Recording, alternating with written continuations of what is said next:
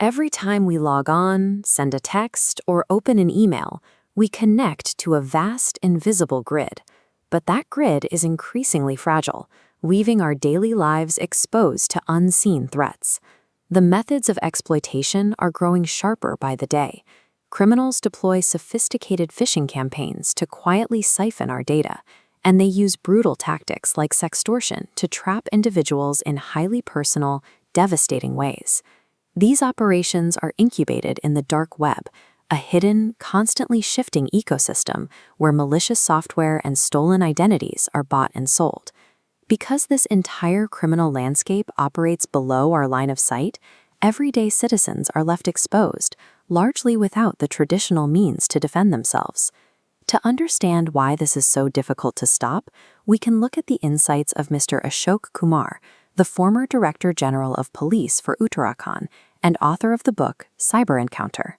This chart visualizes the core problem law enforcement faces today. While criminal methods and technology are evolving on a rapid exponential curve, traditional policing capabilities are growing at a much slower linear rate. The issue gets even more complicated when local police hit international borders. Take lottery frauds, for example.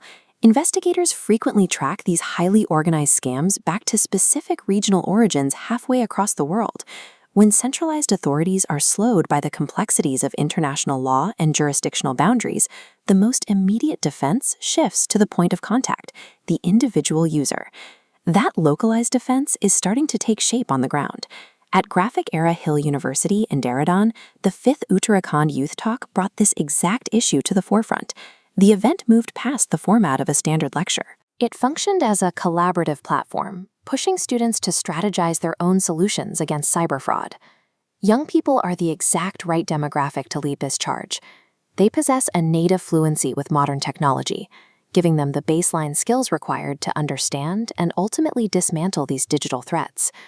By putting them in the driver's seat, this initiative proved that young people can transition from being the most frequent targets of cybercrime into highly capable, active strategists.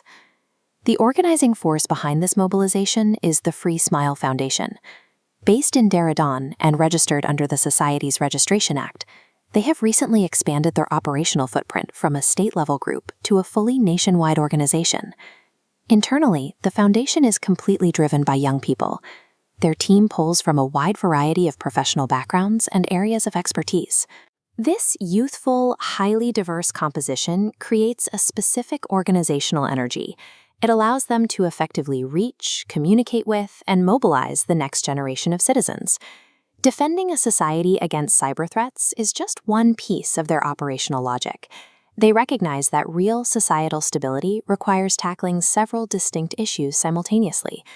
Beyond youth affairs and technology, their core focus areas span across rural education, human rights advocacy, and women's empowerment programs. This graphic shows the United Nations Sustainable Development Goals. The Foundation's grassroots initiatives are designed to align directly with this global standard. Looking closely at the wheel, targets like quality education, gender equality, and peace are mirrored in the Foundation's localized work with vulnerable rural populations.